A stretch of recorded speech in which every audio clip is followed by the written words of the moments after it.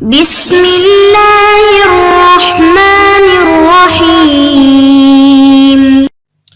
أعوذ بالله من الشيطان الرجيم. بسم الله الرحمن الرحيم. الحمد لله رب العالمين، وصلى الله على نبينا محمد وآله الطاهرين وصحبه المنتجبين. اللهم صل على محمد وآل محمد. معزز طلباء کرام، السلام علیکم ورحمۃ اللہ۔ آج کے سبق کا عنوان ہے علم اصول استنباط کا عصبی نظام۔ یہ سبق در حقیقت علم اصول کی اہمیت کو واضح کرنے کے لیے ہے۔ تو آج کے سبق میں ہم علم اصول کی اہمیت کو واضح کریں گے۔ آج کے سبق میں گزشتہ اسباق کی طرح 3 حصے ہیں، فرق صرف اتنا ہے کہ اس کے بعد سے ہم ہر حصے کو علیحدہ سلائیڈ بنا کے جدا کر رہے ہیں، تاکہ اگر کسی نے ایک حصے کو سکپ کرنا ہو، مثلا قراءت متن کے حصے کو سکپ کرنا ہو، تو وہ آسانی سے دوسرے حصے کی طرف جا سکے۔ پہلا حصہ قراءت متن کے متعلق ہے، دوسرا حصہ ماخوذ نکات کے متعلق ہے، اور آخری حصہ وضاحت متن سے متعلق ہے۔ تو آئیے چلتے ہیں پہلے حصے کی جانب۔ فرماتے ہیں کہ اہمیت علم الاصول فی عملیت الاستنباط، ولسنا بعد ذلك بحاجة الى التأکید على اہمیت علم الاصول وخطورة دوره في عالم الاستنباط، لأنه ما دام يقدم لعملية الاستنباط عناصرها المشتركة ويضع لها نظامها العام فهو عصب الحياة فيها، وبدون علم الأصول يواجه الشخص في الفقه ركاما متناثرا من النصوص والأدلة دون أن يستطيع استخدامها والاستفادة منها في الاستنباط، كإنسان يواجه أدوات النجارة ويعطى منشارا وفأسا وما إليها من أدوات دون أن يملك أفكارا عامة عن عملية النجارة وطريقة استخدام تلك الأدوات. وكما أن العناصر المشتركة ضرورية لعملية الاستنباط، فكذلك العناصر الخاصة التي تختلف من مسألة إلى أخرى كمفردات الآيات والروايات المتناثرة، فإنها الجزء الضروري الآخر فيها، فلا يكفي مجرد الاطلاع على العناصر المشتركة التي يمثلها علم الأصول. ومن يحاول الاستنباط على الأساس الاطلاع الأصولي فحسب يكون نظير من يملك معلومات نظرية عامة عن عملية النجارة ولا يوجد لديه فأس ولا منشار وما إليهما من أدوات النجارة. فكما يعجز هذا عن صنع سرير خشبي مثلا، كذلك يعجز الأصولي عن الاستنباط إذا لم يفحص بدقة العناصر الخاصة المتغيرة من مسألة إلى أخرى۔ یہ تو تھی آج کی عبارت، اور اب چلتے ہیں درس کے دوسرے حصے کی جانب، جہاں پہ ہم ان عبارات سے ماخوذ نکات کا تذکرہ کریں گے۔ سب سے پہلا نقطہ اس درس میں جو علم اصول کی اہمیت کو بڑے واضح انداز میں بیان کرتا ہے، وہ یہ ہے کہ شہید نے بڑی خوبصورتی سے علم اصول کو حیات استنباط کا عصبی نظام قرار دیا ہے، جسے نروس سسٹم کہتے ہیں۔ عصبی نظام کا کام کیا ہوتا ہے؟ آپ اس مثال پہ غور فرمائیں۔ یہ ایک انسان کا ڈھانچہ ہے، اسٹرکچر ہے، اور اس انسان کے ڈھانچے میں ایک مغز ہے، اور یہاں سے تارنما جو ہے وہ کچھ رگیں جو پھوٹ رہی ہیں، یہ ساری نروس سسٹم کو تشکیل دیتی ہیں۔ یہ سارے نروز ہیں جو جن کا کام کیا ہے، یہ جسم کے تمام حصوں کو مربوط رکھتی ہیں۔ ان کا سب سے پہلا کام یہ ہے کہ یہ جسم کے پورے حصے کو ایک دوسرے سے مربوط رکھتی ہیں۔ یہ حصہ دماغ اور نخاع سے اجسام کا تمام جسم میں پھیل جاتا ہے۔ یعنی دوسرا اس کا جو طریقہ کار ہے وہ یہ ہے کہ اس کا منشا دماغ ہے، اور وہاں سے نخاع، جسے حرام مغز بھی کہا جاتا ہے، وہاں سے یہ پھوٹتی ہیں اور پورے حصے میں تار نما اجسام کی طرح پھیل جاتی ہیں، اور یہاں سے پھر وہ پیغام رسانی کا جو سسٹم ہے، جو مربوط سسٹم ہے، مثلا اگر پاؤں کو چوٹ لگتی ہے تو فوراً سر کو پیغام جاتا ہے، ایک لمحے بھر میں آپ سمجھ جاتے ہیں۔ آخری جو اس کا کام ہے وہ یہی ہے، پیغام رد و بدل کرتا ہے۔ اس سسٹم نے انسان کے تمام اعضاء کو ایک دوسرے سے جوڑ رکھا ہے، ایک دوسرے سے مربوط کر رکھا ہے۔ اگر یہ نہ ہوتی تو ہاتھ کو پتہ نہ چلتا کہ پاؤں میں کیا ہو رہا ہے، اسی طرح سر کو کبھی علم نہ ہوتا۔ یہ پورا مربوط نظام ہے، یعنی سر کو آپ کے پاؤں پہ چوٹ لگتی ہے تو فوراً آپ کا پیغام سر تک جاتا ہے اور وہاں سے پورے اعضاء تک پہنچ جاتا ہے۔ تو اس طرح سے پورا نظام، پورا انسان کا جو جسم ہے یہ ایک دوسرے سے مربوط رہتا ہے۔ تو شہید جو پہلی مثال دیتے ہیں وہ یہ ہے کہ استنباط بھی ایک زندہ موجود کی طرح ہے، استنباط فقہی بھی ایک مکمل انسان موجود کی طرح ہے، ایک موجود زندہ کی طرح ہے کہ جس کے لیے حیات ضروری ہے، جس کے لیے نروس سسٹم ضروری ہے، اور اس نروس سسٹم کا کام کیا ہے؟ تمام حصوں کو جوڑنا۔ فقہ کے تمام حصے ہیں اور ان میں استنباطی عقلانیت کی ضرورت ہے، استنباطی قواعد کی ضرورت ہے۔ اگر یہ نہیں ہوں گے تو آپ کے پاس اطلاعات پراگندہ ہوں گی، پھیلی ہوئی اطلاعات ہوں گی جو ایک دوسرے سے مربوط نہیں ہوں گی، جو آپ کو مربوط نہیں کر پائیں گی۔ وہ طہارت کے باب میں ہوں گی، زکوٰۃ کے باب میں ہوں گی، روزے کے باب میں ہوں گی، حدود کے باب میں ہوں گی، معاملات کے باب میں اطلاعات ہوں گی، آپ کے پاس مختلف قسم کے عناصر خاصہ ہوں گے، آیات ہوں گی، روایات ہوں گی، لیکن ان سب کو مربوط کرنے کا جو نظام ہے وہ کس نے دینا ہے؟ وہ ان قواعد نے دینا ہے جو کلی قواعد ہیں، اور وہ کام علم اصول کرتا ہے۔ تو یہ سب سے پہلی مثال ہے جس میں شہید اس علم کی اہمیت کو بیان کر رہے ہیں۔ اگلی مثال جو شہید دیتے ہیں وہ ہے علم الاصول بطور مہارت کے۔ شہید اس کو نجاری سے تشبیہ دیتے ہیں۔ نجاری کیا ہے؟ ایک آدمی ہے کہ جس کے پاس آری ہے، کلہاڑا ہے، لکڑی ہے، سب کچھ ہے، لیکن اس کے پاس فن نہیں ہے، ہنر نہیں ہے، بڑھائی کا کام کرنا نہیں جانتا، تو یہ آلات اس کے کام نہیں آئیں گے۔ آری سے وہ صحیح طرح سے لکڑی کو نہیں کاٹ پائے گا۔ کلہاڑا ہے اسی طرح، دیگر اس کے پاس اوزار ہیں، لیکن اوزار کرنے سے کام لینے کا فن نہیں ہے تو وہ کسی کام کا نہیں ہے۔ وہ اپنے وہ کوئی بھی میز ہو یا کرسی ہو، کوئی بھی چیز بنانی ہو وہ نہیں بنا پائے گا۔ شہید اس سے منتقل ہوتے ہیں علم اصول کی جانب، فرماتے ہیں کہ آیات اور روایات بھی ایسے ہی ہیں جس طرح کہ ایک آدمی کے پاس ابزار ہیں، آلات ہیں، کلہاڑا ہے، لکڑی ہے، آری ہے، اسی طرح رندہ کرنے کے لیے اور ابزار ہیں، لیکن اس کو کام کرنا نہیں آتا۔ تو آیات اور روایات کتابوں میں جو پڑھی ہیں، سب لوگوں کے سامنے ہیں، یہ تو موجود ہیں، لیکن علم اصول اگر نہ ہو تو ان آیات اور روایات سے استنباط کرنے کا فن انسان کے پاس نہیں آتا۔ لہذا نتیجہ جو لیتے ہیں وہ یہ ہے کہ استنباط ایک مہارت ہے، استنباط ایک فن ہے، استنباط ایک ہنر ہے۔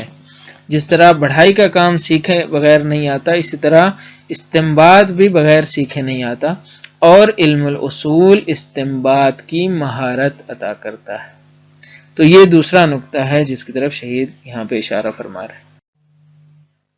تیسرا نقطہ جو اس درس میں شہید بیان کرتے ہیں وہ یہ ہے کہ اس جانب بھی توجہ رہے یہ وہی تجزیہ ہے جو ناچیز نے پیش کیا تھا کہ منطق فقہ قرار دیا تھا جب علم اصول کو شہید نے، تو اس وقت ناچیز نے تجزیہ کیا تھا کہ شہید کا مقصد یہ ہے کہ علماء کو یا اصول پڑھنے والوں کو متوجہ کریں کہ علم اصول کی حیثیت جو ہے وہ استقلالی نہیں ہے کہ آپ فقط اصول ہی پڑھتے رہ جائیں اور استنباطی عناصر کی طرف، جو عناصر خاصہ ہیں ان کی طرف توجہ نہ دیں اور فقہ کی طرف نہ جائیں۔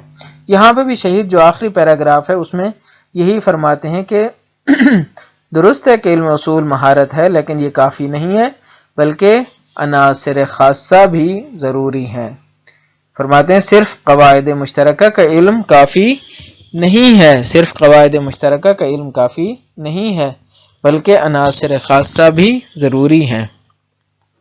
جس طرح نجار کے پاس فن اور مہارت کے ساتھ ساتھ آلات ابزار کا ہونا ضروری ہے، یعنی ایسا نہیں ہے کہ ایک نجار ہو، ایک بڑھائی ہو، ایک ترخان ہے، اس کے پاس فن ہے، مہارت ہے، لیکن آلات نہیں ہے جس سے وہ کاٹ سکے، جس سے وہ ان کو صاف کر سکے لکڑی کو، اور ان سے جو ہے وہ مختلف چیزیں بنا سکے، تو وہ کافی نہیں ہے۔ تو اسی طرح ایک مجتہد ہے، اس کے پاس بھی جہاں فن اور مہارت ہونی چاہیے، فن استنباط ہونا چاہیے اور مہارت استنباط ہونی چاہیے، وہیں عناصر خاصہ بھی ہوں، یعنی آیات اور روایات بھی ہوں۔ تو یہ بات شہید جو ہے وہ بیان فرماتے ہیں کہ ایک بڑھائی چھوٹی سی میز بھی نہیں بنا سکتا جب تک اس کے پاس آلات ابزار نہ ہوں۔ اسی طرح ایک مجتہد کے پاس اگر صرف عناصر مشترکہ کا علم ہے، صرف مہارت استنباط ہے، لیکن وہ اس مہارت سے کو کام میں نہیں لاتا، اس مہارت کو وہ عملاً پریکٹس نہیں کرتا، آیات و روایات نہیں پڑھتا، تو اس سے وہ مکمل فائدہ نہیں اٹھا سکتا، اس سے وہ کوئی بھی حکم استنباط نہیں کر سکتا۔ تو یہ وہ ماخوذ نکات تھے جن کا ہم نے تذکرہ کر دیا۔ اب سبق کے تیسرے حصے کی جانب چلتے ہیں کہ جس میں وضاحت متن کرتے ہیں۔ فرماتے ہیں کہ اہمیت علم الاصول فی عملیت الاستنباط، ہم علم اصول کی اہمیت کو بیان کر رہے ہیں استنباطی عمل میں۔ وَلَسْنَا بَعْدَ ذَلِكَ بِحَاجَةٍ إِلَى التَّأْكِيدِ عَلَى أَهَمِّيَّةِ علم الاصول، شہید فرماتے ہیں کہ اگرچہ کوئی اتنی ضرورت نہیں ہے بعد ذالک، ان بیانات کے بعد جو ہم تعریف میں بیان کر چکے ہیں، موضوع علم اصول میں بیان کر چکے ہیں، اور منطق علم فقہ کے طور پر جو ہم نے بیان کیا ہے، اس کے بعد ضرورت اب نہیں رہتی کہ ہم تاکید کریں دوبارہ سے علم اصول کی اہمیت کے اوپر، وخطورت دورہ فی عالم الاستنباط، استنباطی دنیا میں اس کے کردار کے خطیر ہونے کی جانب اشارہ کریں اور تاکید کریں، اس کی کوئی ضرورت نہیں رہتی۔ خطورت کا عطف ہے تاکید کے اوپر، اہمیت کے اوپر، یعنی تاکید کریں اہمیت علم اصول کی جانب، اور تاکید کریں اس بات کے اوپر کہ علم اصول کا جو کردار ہے وہ خطیر ہے استنباطی دنیا میں، عالم استنباط میں۔ کیوں؟ اب اسی اہمیت کو ہی بیان کر رہے ہیں، کہتے ہیں لِأَنَّهُ مَا دَامَ يُقَدِّمُ لِعَمَلِيَّةِ الْإِسْتِنبَاطِ عَنَاصِرَهَا الْمُشْتَرَكَةَ، اس لیے کہ علم اصول کیونکہ، یہاں پہ کیونکہ کے معنی میں ہے، یا جب تک کہ وہ تقدیم کرتا ہے عملیت استنباط کے لیے، پیش کرتا ہے، کیا پیش کرتا ہے؟ عناصرها المشترکہ، عناصر عملیت استنباط کی جانب، کون سے عناصر؟ جو مشترک ہیں۔ جب تک وہ اپنا یہ کام انجام دیتا ہے، وَيَضَعُ لَهَا نِظَامَهَا الْعَامَ، اور وضع کرتا ہے عملیات استنباط کے لیے نظام استنباط کو، نظام عملیات استنباط کو جو عام ہے، یہ نظام کو تشکیل دیتا ہے۔ جب تک یہ کام کرتا ہے تو وہ کیا بن جاتا ہے؟ وہ فَهُوَ عَصَبُ الْحَيَاةِ فِيهَا، وہ عصب حیات بن جاتا ہے، یعنی حیاتیاتی سسٹم بن جاتا ہے، فیہا عملیات استنباط میں۔ تو جس طرح کہ میں نے انسان کے عصبی نظام کی وضاحت کی اور بتایا کہ انسان کا عصبی نظام کیسے انسان کے جسم کو جوڑے رکھتا ہے، یہاں پہ بھی یہ پورا جو فقہ کا نظام ہے، استنباط کا جو نظام ہے، اس کو یہ جوڑے رکھتا ہے۔ اگلی جو بات ہے وہ وہی دوسری مثال ہے، فرماتے ہیں وَبِدُونِ عِلْمِ الْأُصُولِ يُوَاجِهُ الشَّخْصُ فِي الْفِقْهِ رُكَامًا مُتَنَاثِرًا مِنَ النُّصُوصِ وَالْأَدِلَّةِ۔ علم اصول کے بغیر ایک انسان فقہ میں مواجہ ہوتا ہے، سامنا کرتا ہے۔ کس چیز کا سامنا کرتا ہے؟ رُكَامًا مُتَنَاثِرًا، ایک انبار کا سامنا کرتا ہے۔ رُكام کسی بھی چیز کا جب کوئی بھی چیز جب جمع ہو جاتی ہے، بہت ہی جم گھٹا ہو جاتا ہے، جس طرح ریت ہے جمع ہو جاتی ہے، ٹیلا بن جاتا ہے تو اس کو رکام کہتے ہیں۔ اسی طرح جب بادل بہت گھنے ہو جاتے ہیں، قرآن میں بھی ہے فَيَجْعَلُهُ رُكَامًا، تو یہاں پہ اس کو بھی رکام کہتے ہیں جہاں بادل بہت زیادہ ہو جائے۔ تو کہتے ہیں کہ ایک شخص اگر علم اصول نہ جانتا ہو تو بہت سے اس کے سامنے آیات و روایات آتی ہیں تو وہ مواجہ کرتا ہے رکامن، ایک بہت بڑے انبار کا، بہت بڑے جو ہے وہ جم گھٹے کا، متناثرن جو پھیلا ہوا ہے، بکھرا ہوا ہے، من النصوص والادلت، بہت سی نصوص اس کے سامنے کھڑی ہو جاتی ہیں، سامنے آ جاتی ہیں، نصوص اور ادلہ، دلائل شرعیہ، دون ان یستطیع استخدامہا، لیکن وہ استطاعت نہیں رکھتا کہ ان کو استخدام کرے، ان کو اپنی خدمت میں لے، ان کا استعمال کرے، والاستفادۃ منہا فی الاستنباط، اور ان سے استنباطی عمل میں استفادہ کرے۔ نصوص اس کے سامنے ہیں لیکن ان سے استفادہ کرنا نہیں جانتا۔ اب اس کی مثال دیتے ہیں، کانسان یواجہ ادوات النجارۃ، کہتے ہیں کہ ایسے انسان کی طرح جو سامنا کرتا ہے، جس کے پاس موجود ہیں، جو سامنا کرتا ہے ادوات نجاری کا، نجاری جو ادوات ہوتے ہیں یعنی بڑھائی کا جو کام ہے، پینٹنگ کا جو کام ہے، ایک کارپینٹر کے جو ابزار آلات ہیں، وہ یعطا، اس کو دے دیا جاتا ہے، اس کے ہاتھ میں تھما دیا جاتا ہے، کیا؟ منشارن، اس کو دے دیا جاتا ہے آری، وفأسن، اور کلہاڑا، وما الیہا من ادوات، اور اس جیسے دیگر ادوات، دون ان یملک افکارا عامتا عن عملیت النجارت، بغیر اس کے کہ اس کے پاس موجود ہوں افکار عامہ، عمومی افکار اور تصورات، یعنی اس کے پاس ابتدائی تصورات نہ ہوں کس چیز کے؟ عن عملیت النجارہ، کارپینٹر کے کام کے،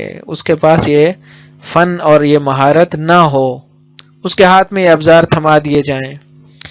وَدُونَ أَن يَمْلِكَ طَرِيقَةَ اسْتِخْدَامِ تِلْكَ الْأَدَوَاتِ، بغیر اس کے کہ اس کے پاس طریقہ استخدام ہو، ان ادوات کے استعمال کا طریقہ ہو۔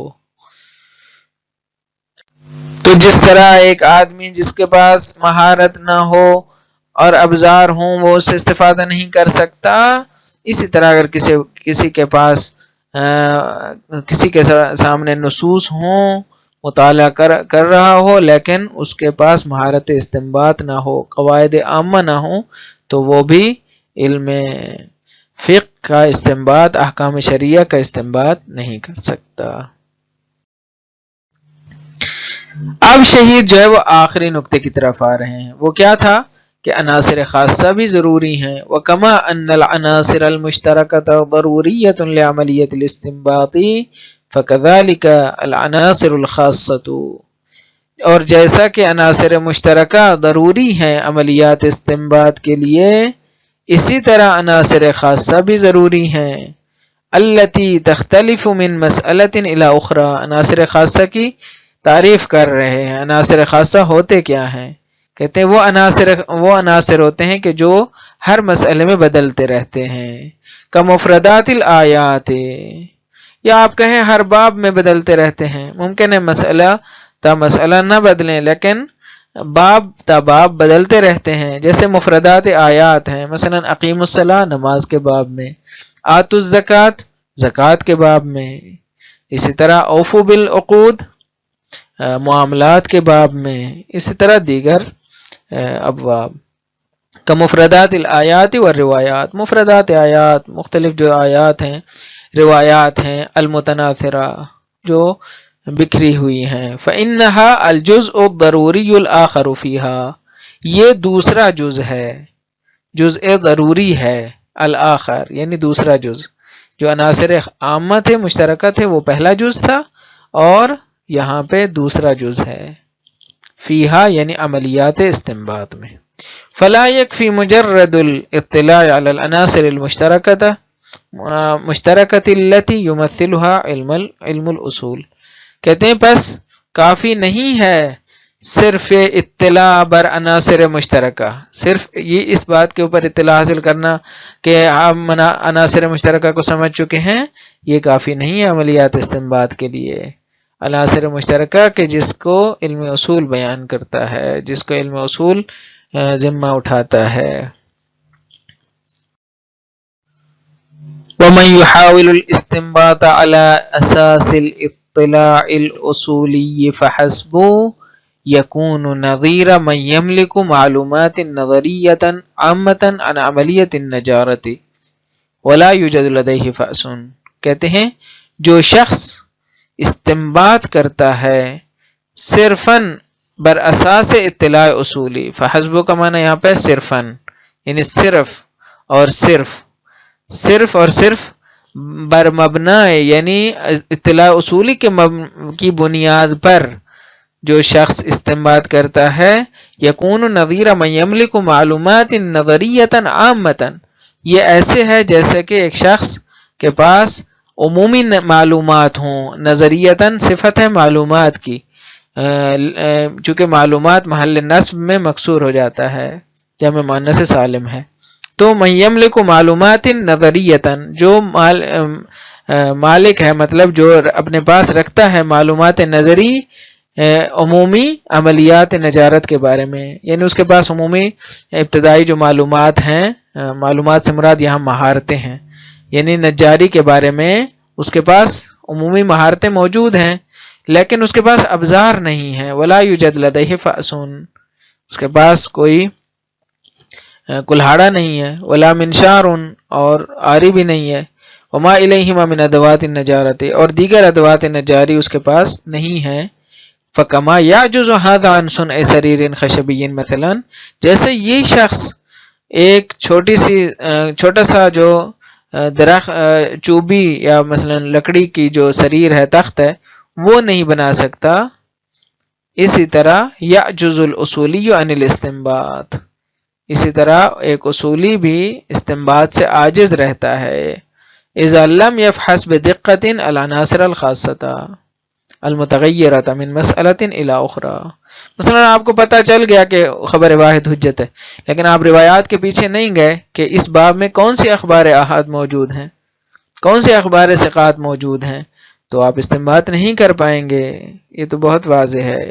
اذا لم يفحص بدقت، جب تک وہ دقت کے ساتھ فحص و جستجو نہ کرے عناصر خاصہ کی جو ایک مسئلہ سے دوسرے مسئلہ کی طرف بدلتے رہتے ہیں۔ تو یہ تھا آج کا سبق، خلاصے کی طرف آتے ہیں۔ سب سے پہلا نقطہ جو ہم نے بیان کیا وہ یہ تھا کہ علم اصول استنباطی زندگی کا عصبی نظام ہے، اور ہم نے عصبی نظام کی وضاحت کر دی، اور اس سے مراد کو بھی واضح کر دیا کہ مراد مربوط رکھنا ہے پورے اعضاء کو۔ دوسرا نقطہ یہ تھا کہ علم اصول نجاری کی طرح ایک مہارت اور فن ہے۔ تیسرا نقطہ یہ تھا کہ عناصر مشترکہ کا علم کافی نہیں ہے، بلکہ استنباط کے لیے عناصر خاصہ کا علم بھی ضروری ہے۔ امید ہے یہ سبق بھی آپ کے لیے مفید واقع ہوا ہوگا۔ دعا کرتا ہوں کہ سب کامیاب رہیں، سرفراز رہیں، سربلند رہیں۔ والسلام علیکم ورحمۃ اللہ وبرکاتہ۔